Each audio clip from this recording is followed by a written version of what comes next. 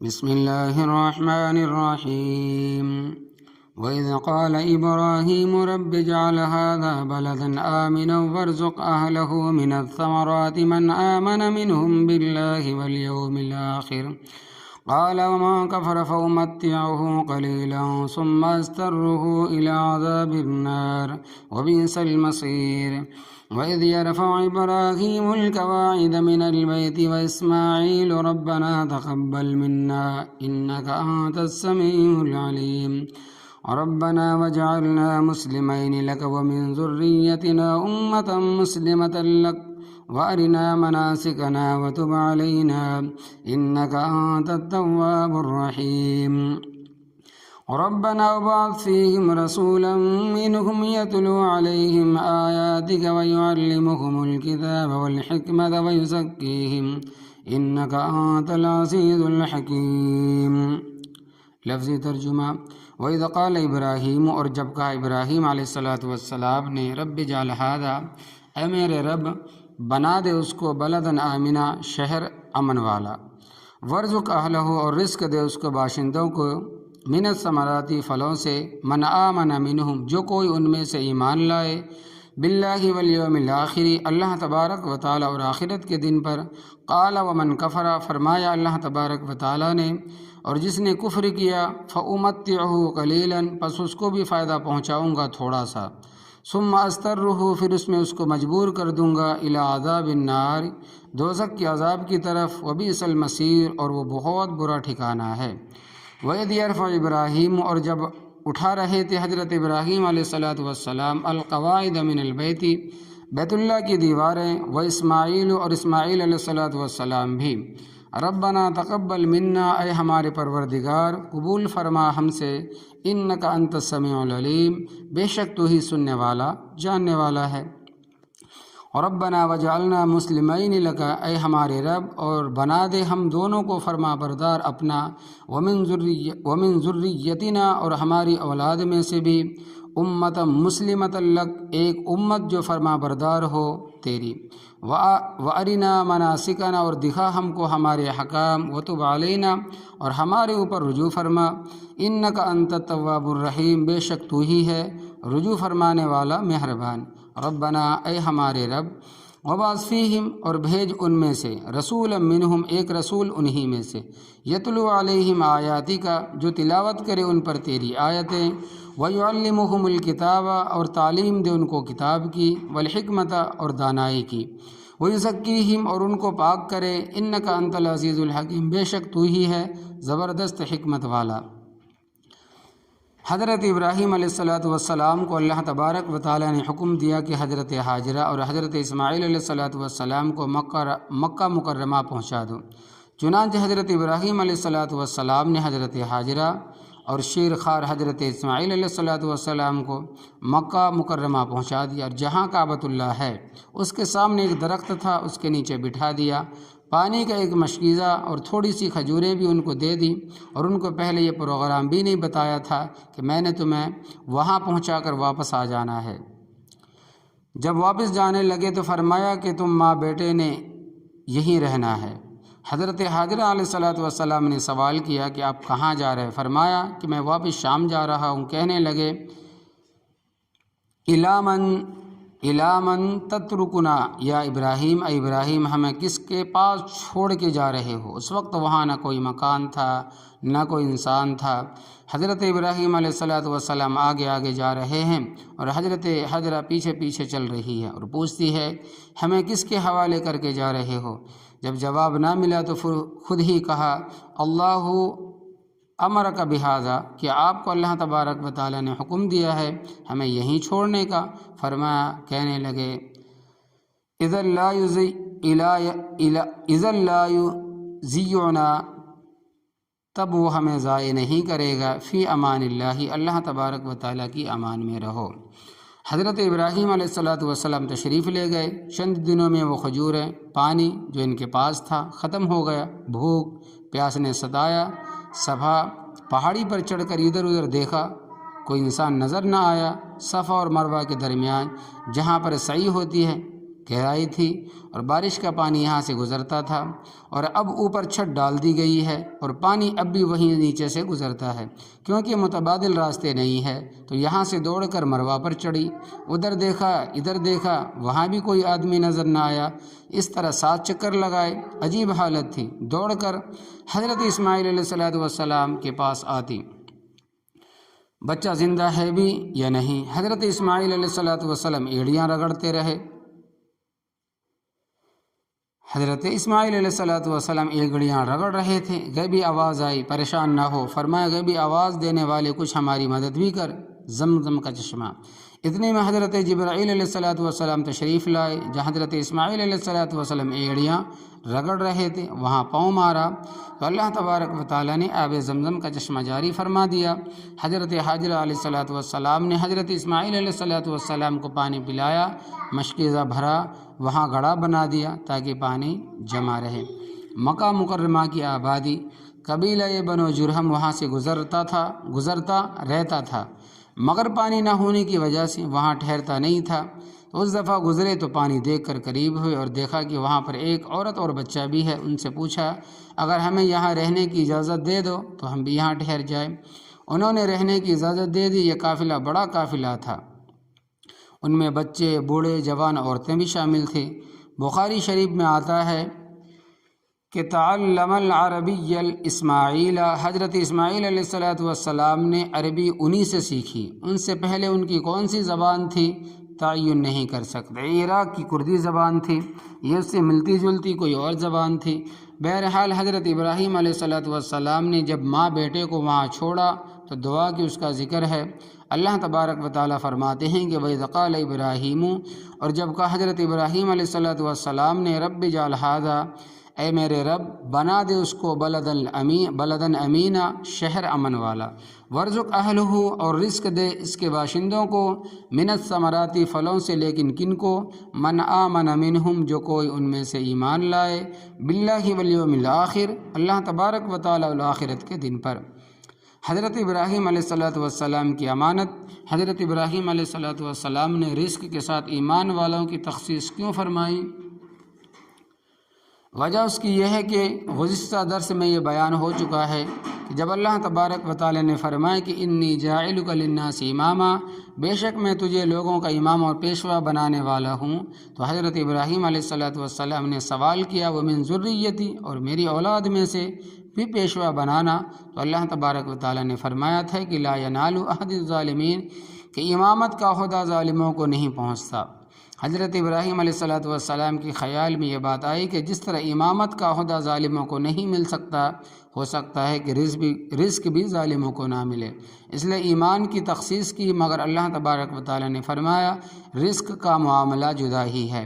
قال ومن کفر، فرمایا اللہ تبارک و تعالی نے اور جس نے کفر کیا اس کو بھی رزق دوں گا، بلکہ رزق مسلمانوں کی بنسبت زیادہ مل سکتا ہے کافروں کو۔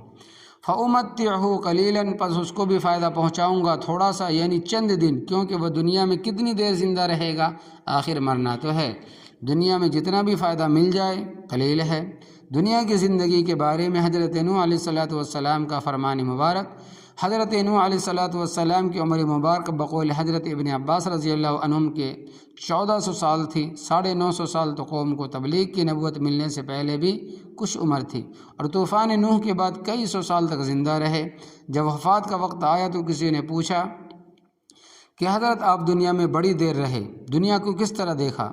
حضرت نوح علیہ السلام نے فرمایا کہ اس طرح سمجھو کہ ایک مکان ہے جس کے 2 دروازے ہیں، ایک سے داخل ہوا ہوں اور دوسرے سے نکل آیا ہوں۔ 1400 سال کی عمر کو انہوں نے کس طرح معمولی سمجھا، مگر ہم اس کو بہت کچھ سمجھتے ہیں اور کہتے ہیں کہ موت بھی ابھی بڑی دیر ہے، موت میں ابھی بڑی دیر ہے۔ غفلت کے پردے پڑے ہوئے ہیں، نہ نیکی کی طرف دھیان ہے اور نہ توبہ کی طرف، حالانکہ دنیا کی زندگی بہت قلیل ہے۔ تو فرمایا کہ کافروں تھوڑا سا فائدہ پہنچاؤں گا۔ ثم استرہ الی عذاب النار، پھر میں اس کو مجبور کر دوں گا دوزخ کے عذاب کی طرف۔ وبئس المصیر، اور وہ بہت برا ٹھکانہ ہے۔ اور یہ بات آپ حضرات کئی مرتبہ پڑھ چکے ہیں کہ نہ جنت دور ہے نہ دوزخ، بس آنکھیں بند ہونے کی دیر، دفن ہونے سے پہلے فرشتے بھی نظر آنے لگ جائیں گے اور جنت بھی اور دوزخ بھی نظر آئے گی۔ آگے اللہ تبارک و تعالیٰ بیت اللہ کی تعمیر کا ذکر فرماتے ہیں، فرمایا وَإِذْ يَرْفَعُ إِبْرَاهِيمُ الْقَوَاعِدَ مِنَ الْبَيْتِ، اور جب اٹھا رہے تھے حضرت ابراہیم علیہ السلام بیت اللہ کی دیواریں، وَإِسْمَاعِيلُ، اور حضرت اسماعیل علیہ السلام بھی، اینٹ یا پتھر رکھ کر اس کے اوپر گارا یا سیمنٹ لگا کر اوپر دوسری اینٹ یا پتھر جوڑا جاتا ہے اور دیواریں بلند ہو جاتی ہے، اس کو قاعدہ کہتے ہیں، جس کو ہم لوگ ردے سے تعبیر کرتے ہیں۔ تو جس وقت حضرت ابراہیم علیہ السلام ردے لگا کر یعنی گارا لگا کر بیت اللہ کی دیواروں کو اٹھا رہے تھے اور حضرت اسماعیل علیہ السلام انہیں گارا یا پتھر دے رہے تھے، انہیں گارا یا پتھر دے رہے تھے، اس وقت دونوں نے دعا کی، ربنا تقبل منا، اے ہمارے پروردگار قبول فرما ہم سے اس خدمت کو۔ کعبے کا معنی ہے المکان المرتفع المربع، چار کونے والی اونچی جگہ۔ حضرت نوح علیہ السلام کے طوفان کے بعد اس کا نشان مٹ گیا تھا۔ حضرت جبرائیل علیہ السلام نے لکیر کھینچ کر بتایا کہ یہ جگہ کعبۃ اللہ کی ہے۔ کعبۃ اللہ 44 مربع فٹ ہے، یعنی ہر طرف سے 44 فٹ ہے اور 50 فٹ بلند ہے۔ مفسرین کرام رحمۃ اللہ علیہ فرماتے ہیں کہ حضرت ابراہیم، حضرت اسماعیل علیہ السلام نے کعبۃ اللہ کی تعمیر یکم ذی القعدہ کو شروع فرمائی اور 25 ذی القعدہ کو مکمل کر دی۔ حضرت ابراہیم علیہ السلام نے راج مستری کا کام کیا اور حضرت اسماعیل علیہ السلام نے مزدور کا۔ قریبی پہاڑ سے پتھر لا کے دیتے تھے اور حضرت ابراہیم علیہ السلام جوڑتے تھے۔ اب کعبۃ اللہ حجر اور حتیم کی طرف سے 11 فٹ باہر نکال دیا گیا ہے، لہٰذا اس طرف 33 فٹ باقی رہ گیا۔ اس کی وجہ یہ ہوئی کہ حضرت صلی اللہ علیہ وسلم کے اعلان نبوت سے 5 سال پہلے کی بات ہے، جب آپ صلی اللہ علیہ وسلم کی عمر مبارک 35 سال تھی۔ کعبۃ اللہ کو کچھ نقصان پہنچا تو اس دور کے لوگوں نے کعبۃ اللہ کو شہید کر کے دوبارہ تعمیر کرنے کا پروگرام بنا لیا۔ بیت اللہ کی دوبارہ تعمیر وہب بن عابد مخزومی، جو اس وقت کعبۃ اللہ کی متولی تھے، اعلان کیا کہ ہمیں چندہ دو مگر ہم چوری، رشوت، سود، کسی قسم کی حرام کی کمائی نہیں لیں گے، کیونکہ اللہ تبارک و تعالیٰ کا گھر بنانا ہے۔ چنانچہ اتنی رقم اکٹھی نہ ہو سکی، مکمل عمارت تعمیر ہو سکتی، اس لیے اتنا حصہ چھوڑ دیا گیا۔ اور رب تعالیٰ کی حکمتیں بھی ہوتی ہے، بظاہر یہ حکمت معلوم ہوتی ہے کہ ہر آدمی کا جی چاہتا ہے کہ میں کعبۃ اللہ کے اندر داخل ہوں، مگر ہر آدمی کے لیے دروازہ کون کھولتا ہے؟ تو اللہ تبارک و تعالیٰ نے کمزوروں کے لیے وہ حصہ باہر نکلوا دیا، کمزور لوگ بھی کعبۃ اللہ کے اندر داخل ہو سکے اور ان لوگوں کو آرزو بھی پوری ہو جائے۔ اور یاد رکھنا، جس شخص نے حجر اور حتیم میں نماز پڑھی اس نے کعبہ کے اندر نماز پڑھی ہے، یعنی کہ اتنا ہی ثواب ملے گا جتنا دروازے کے اندر پڑھنے کا ثواب ملتا ہے۔ انک انت السمیع العلیم، بے شک تو ہی سننے والا جاننے والا ہے۔ ربنا وجعلنا مسلمین لک، بنا دے ہم دونوں کو فرما بردار اپنا، ومن ذریاتنا، اور ہماری اولاد میں سے بھی، امت مسلمۃ لک، ایک امت جو فرما بردار ہو تیری۔ اس دعا کے نتیجے میں ہمارا نام مسلمان ہے۔ قرآن کریم میں آتا ہے کہ ہوا سماکم المسلمین، حضرت ابراہیم علیہ السلام نے ہی تمہارا نام مسلمان رکھوایا ہے۔ وَأَرِنَا مَنَاسِكَنَا، اور دکھا ہم کو ہمارے حکام، یعنی ہمیں حج کے حکام بتا دے کہ ہم نے کہاں ٹھہرنا ہے اور کیا کرنا ہے۔ وَتُبْ عَلَيْنَا، اور ہمارے اوپر رجوع فرما، إِنَّكَ أَنْتَ التَّوَّابُ الرَّحِيمُ، بے شک تو ہی رجوع فرمانے والا مہربان۔ اور ربنا، اے ہمارے رب، وبعث فیہم رسولا منہم، اور بھیج ان میں سے ایک رسول انہی میں سے۔ چونکہ حضرت ابراہیم، حضرت اسماعیل علیہ السلام دونوں نے مل کر دعا کی تھی، اس لیے حضرت صلی اللہ علیہ وسلم دونوں کی نسل سے ہے، اور آپ صلی اللہ علیہ وسلم کے علاوہ دونوں کی نسل سے اور کوئی نہیں۔ حضرت صلی اللہ علیہ وسلم نے فرمایا کہ میرے دنیا میں آنے کے ظاہری سبب 3 ہیں۔ بعثت محمدی کے 3 ظاہری اسباب: دعوت ابی ابراہیم، حضرت ابراہیم علیہ السلام کی دعا جو انہوں نے ان الفاظ کے ساتھ کی تھی، ربنا وابعث فیہم رسولا منہم۔ دوم، وبشرا عیسیٰ، حضرت عیسیٰ علیہ السلام نے اپنے شاگردوں اور حواریوں کو میرے آنے کی بشارت سنائی تھی۔ قرآن کریم میں آتا ہے کہ وہ مبشرم برسول یاتی من بعدہ اسمہ احمد، اور خوشخبری دینے والا ہوں ایک رسول کی جو میرے بعد آئے گا اور اس کا نام احمد ہوگا۔ بخاری شریف اور مسلم شریف کی روایت میں آتا ہے کہ انا محمد و انا احمد، میں محمد بھی ہوں اور میں احمد بھی ہوں، یعنی میرا نام محمد بھی ہے اور احمد بھی ہے۔ وَأَنَا الْحَاشِرُ الَّذِي يُحْشَرُ النَّاسُ عَلَىٰ قَدَمَيَّ، میرا نام حاشر بھی ہے جس کے قدموں میں یعنی جھنڈے کے نیچے سارے لوگ جمع ہوں گے قیامت والے دن۔ وَأَنَا الْعَاقِبُ الَّذِي لَا نَبِيَّ بَعْدِي، اور میرا نام عاقب بھی ہے، عاقب کے معنی آخری، کہ میرے بعد کوئی نبی نہیں آئے گا۔ تیسرا ظاہری سبب فرمایا کہ میری والدہ ماجدہ نے میری ولادت سے پہلے خواب دیکھا تھا کہ ان کے بدن سے ایک روشنی نکلی ہے جس سے شام کے محل روشن ہو گئے۔ تو یہ آپ صلی اللہ علیہ وسلم کی دنیا میں تشریف لانے کے اسباب ہے، اور ان میں سے ایک سبب حضرت ابراہیم علیہ السلام کی دعا ہے۔ دعا میں یہ بھی مانگا نبی کریم صلی اللہ علیہ وسلم کے 4 فرائض منصبی، یتلو علیہم آیاتی کا، وہ تلاوت کرے ان پر تیری آیتیں، یعنی ان کو پڑھ کر سنائے۔ آپ صلی اللہ علیہ وسلم اول مخاطب چونکہ عربی تھے اور عربی ان کی مادری زبان تھی، اس لیے قرآن کریم کے اکثر مضامین تو وہ محض سننے سے ہی سمجھ جاتے تھے۔ وَيُعَلِّمُهُمُ الْكِتَابَ، اور تعلیم دے ان کو کتاب کی، قرآن کریم کی وہ آیات جن کو صحابہ کرام رضی اللہ عنہم صرف سننے سے نہیں سمجھ سکتے تھے، تو آپ صلی اللہ علیہ وسلم اس کی تفسیر کروا دیتے۔ اس کا مطلب یہ ہے اور مفہوم یہ ہے۔ مثلا 5ویں پارے میں آیت آتی ہے مَن یعمل سوءا یجز بہ، جو شخص برا عمل کرے گا اس کا بدلہ دیا جائے گا، اس کی سزا پائے گا۔ یہ آیت کریمہ جب نازل ہوئی تو حضرت ابوبکر صدیق رضی اللہ تعالیٰ عنہ نے کہا، حضرت ہم میں سے کون سا آدمی ہے جس سے کوئی نہ کوئی برائی نہ ہوئی ہو؟ معصوم تو صرف پیغمبر ہے، ان کے بغیر کوئی معصوم تو نہیں، لہذا چھوٹی بڑی غلطی انسان سے ہو ہی جاتی ہے۔ حضرت ابوبکر صدیق رضی اللہ تعالیٰ عنہ یہ سمجھا کہ بدلہ قبر برزخ اور آخرت میں ہوگا، جس کے نتیجے میں دوزخ جانا پڑے گا۔ حضرت صلی اللہ علیہ وسلم نے فرمایا کہ یہ مطلب نہیں ہے کہ بلکہ یجزا بہ کا مطلب ہے کہ مومن کو دنیا میں جو تکلیفیں آتی ہے وہ اس کا عمل کا کفارہ بن جاتی ہے۔ مثلا بخار ہے، گرمی، سردی ہے، سر درد ہے، کمر درد ہے، گھٹنے کا درد ہے، پیٹھ کا درد ہے، کوئی تکلیف ہو، یہ گناہ کا کفارہ بن جاتی ہے، یعنی ان کی وجہ سے انسان کے مسلمان کے گناہ معاف ہو جاتے ہیں۔ چلتے چلتے جیب سے رقم گر گئی، یہ بھی گناہ کا کفارہ ہو گئی۔ حتیٰ کہ کانٹے کا چبھ جانا، چونٹی کا کاٹنا، یہ بھی گناہ کا کفارہ ہے۔ تو آپ صلی اللہ علیہ وسلم نے تعلیم بھی دی، اور قرآن کریم کا پڑھنا اور سمجھانا بڑا کام ہے۔ ابن ماجہ جو سیاہ ستہ کی کتاب میں اس میں روایت ہے کہ حضرت صلی اللہ علیہ وسلم نے فرمایا کہ جو شخص قرآن کریم کی ایک آیت سیکھے گا بغیر ترجمہ کے، جو شخص قرآن کریم کی ایک آیت سیکھے گا بغیر ترجمے کے، اس کو 100 نفل پڑھنے والے سے زیادہ ثواب ملے گا، اور جو شخص ایک آیت کریمہ ترجمہ کے ساتھ سیکھے گا اس کو 1000 نفل پڑھنے والے سے زیادہ ثواب ملے گا۔ اور یاد رکھنا، قرآن کریم پڑھنا، اس کا ترجمہ سیکھنا مرد و عورتوں سب کے لیے ضروری ہے۔ پہلے تو خیر اس کے لیے کافی وقت ہوتی تھی، اور اب الحمدللہ ہر جگہ اس کا انتظام ہے۔ صرف ہمارے لیے یعنی کہ اس کے لیے بہت دقت ہوتی تھی اس سے پہلے، اور اب الحمدللہ ہر جگہ اس کا انتظام ہے۔ صرف ہمارے ہاں دیکھیں کہ ہندوستان کے اندر عورتوں کی تعلیم کے 5000 تقریباً مدرسے ہیں جہاں عورتیں ہی پڑھاتی ہیں۔ الحمدللہ ان شاخوں میں وہ بچیاں پڑھاتی ہیں جنہوں نے براہ راست سالہ سال علماؤں سے پڑھا ہے، اب تو پڑھنے والیوں کی ضرورت ہے۔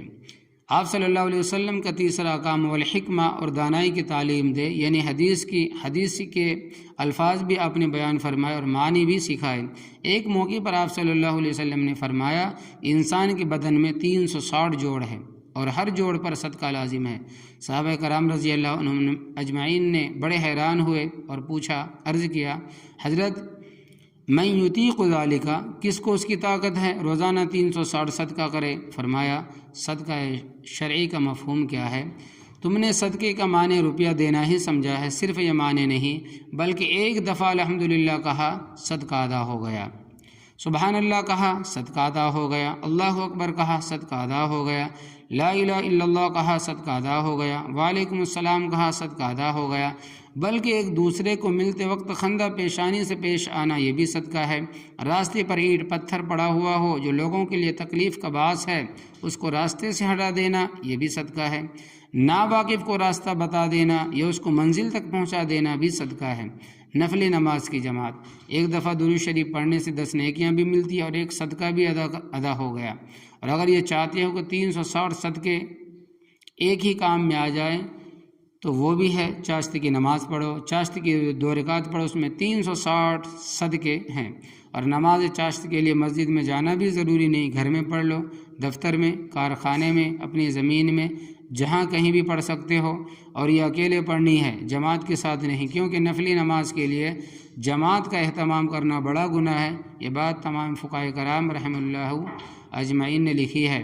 اور حضرت مجد الفسانی رحمۃ اللہ علیہ فرماتے ہیں کہ نفلی نمازوں میں اگر 1-2 آدمی ساتھ مل جائے تو کراہت نہیں ہے۔